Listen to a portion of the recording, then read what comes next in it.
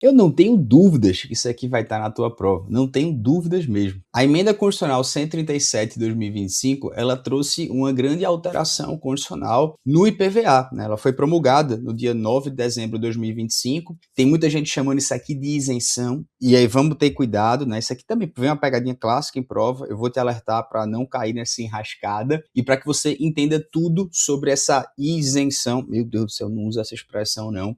Sobre o IPVA, o que foi que mudou, professor, e aqui cabe a mim fazer um grande aprofundamento com você. Porque, na verdade, senhores, quando a gente fala de isenção, e você, já é meu aluno, velho, o cara já tá maceteado, como a gente diz, sabe que isso aqui é uma imunidade, né? Por quê, professor? Porque a gente teve uma alteração na Constituição Federal. Vamos entender um pouco isso aqui. Se você tá viajando, antes se inscreve aqui no canal, comenta aqui embaixo massa, um filé da muriçoca, é isso aí. Uma alteração bem interessante, né? Uma imunidade que vai cair em provas, eu não tenho dúvidas. Bom, primeiro vamos entender qual foi a contextualização dessa mudança no que tange a IPVA. Essa proposta, ela foi aprovada primeiro pelo Senado Federal em 2024 e depois ela foi validada pela Câmara dos Deputados na semana passada, né? E durante a promulgação me chamou a atenção que o presidente do Senado, né, e do Congresso, enfim, o pessoal, todo mundo destacou esse caráter social dessa medida. Segundo ele, a gente tinha uma emenda que corrige uma distorção que atingia especialmente o que ele chama as famílias de baixa renda. Será que foi isso mesmo? Nas palavras do senador, ele disse o seguinte, estamos falando aqui do trabalho, do sustento,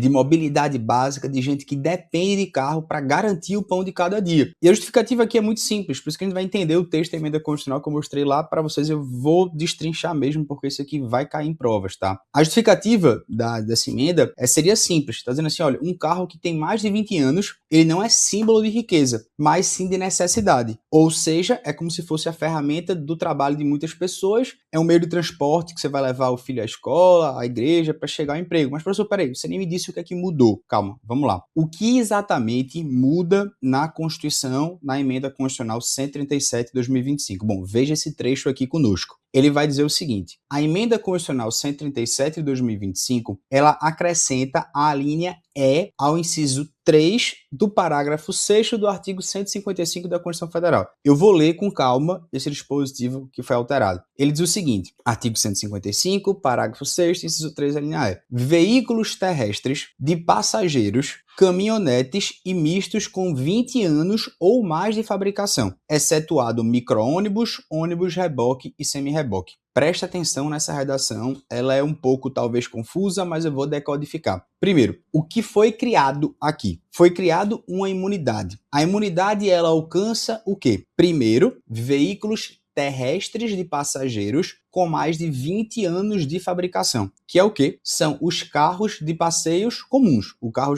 que em tese eu e você utilizamos para passeio. Segundo, ele fala em caminhonetes com 20 anos ou mais de fabricação. Então, caminhonetes também, com esses 20 anos, também estão inseridos. Terceiro, veículos mistos com 20 anos ou mais de fabricação. Então, perceba, caminhonete, veículos mistos com 20 anos ou mais de fabricação e carros de passeio, esses três, eles tendo mais de 20 anos, não pagarão IPVA, tá certo? Beleza. Agora nós vamos às exceções, ou seja, quem continua pagando. E aí por isso que eu acho que isso aqui é bem cara de prova. Ele está dizendo que se você tiver um micro-ônibus, um reboque ou um semi-reboque, mesmo que tenha mais de 20 anos, eles irão pagar. E aqui, portanto, a regra é simples. Se for de passeio, se for uma caminhonete, se for um veículo misto, com mais de 20 anos ele está imune. Mas se for ônibus, micro-ônibus, reboque ou semi-reboque, ele segue sendo tributado. Eu acho que isso aqui é bem cara de prova. É bem aquela pegadinha. Feito traz da emenda constitucional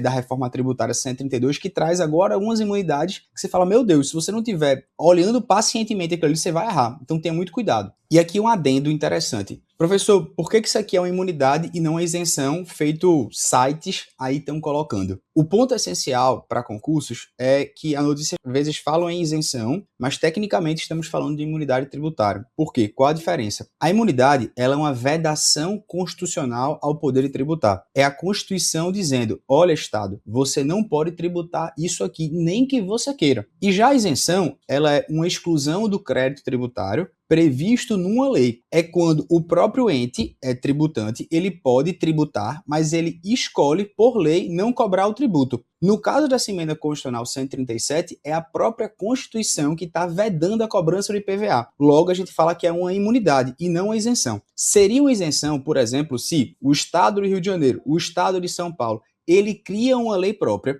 e diz o seguinte, olha, aqui no meu ente, as pessoas que moram na rua X não pagarão IPVA. Ou então as pessoas que têm micro-ônibus não pagarão. Mas aí perceba, não é uma determinação da Constituição. O micro-ônibus, ele tem dito na Constituição uma exceção, ou seja, isso deve pagar. Somente carros de passeio, caminhonetes e veículos mistos com mais de 20 anos é que deverão pagar, não pagar IPVA. E aqui lembra os senhores, uma coisa que está caindo muito em provas, né? O IPVA, novamente, era um imposto de competência dos estados e também do Distrito Federal. E nesse mesmo parágrafo 6º que foi inserido essa emenda constitucional, nós temos imunidades obrigatórias do IPVA. Antes, esse dispositivo já previa imunidades, esse próprio artigo, né? Então, você tem na reforma tributária as embarcações e aeronaves, ou seja, navios, né? E barcos, eles, via de regra, pagam IPVA. E nesse dispositivo, ele cria algumas exceções. Eu vou colocar aqui as exceções, isso aqui sempre cai em prova. Sobre as aeronaves e embarcações, via de regra, elas devem pagar o IPVA. Agora, se for uma aeronave que faz transporte, né?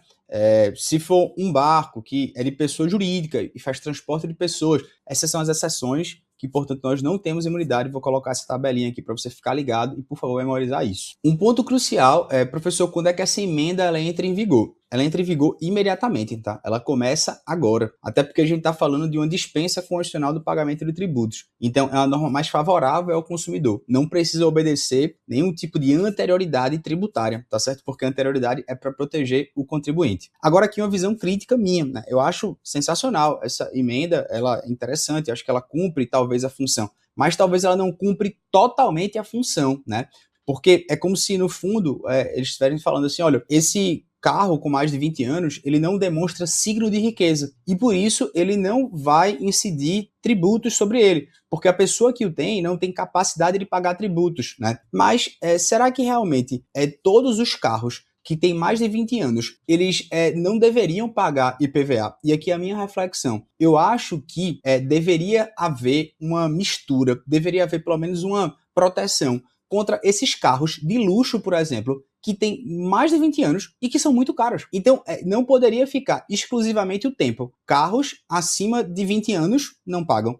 Poderia ser, por exemplo, carros, né, que teriam o tempo e que também teriam valor Y, valor X, valor Z, vinculado a uma tabela FIPE, a algum tipo de pesquisa de mercado, mas não tão somente pela questão do tempo, porque, novamente, temos carros que têm mais de 20 anos, por exemplo, e que são carros de luxo. E essas pessoas não vão pagar, então fica aqui a minha crítica para que, de fato, isso consiga realizar justiça fiscal. Mas o que mais importa é que isso aqui vai cair na tua prova, mas saiba refletir, raciocinar, pensar, né? E também ter capacidade de crítica. Isso aqui é importante. Um grande abraço, fica com Deus e vamos lá.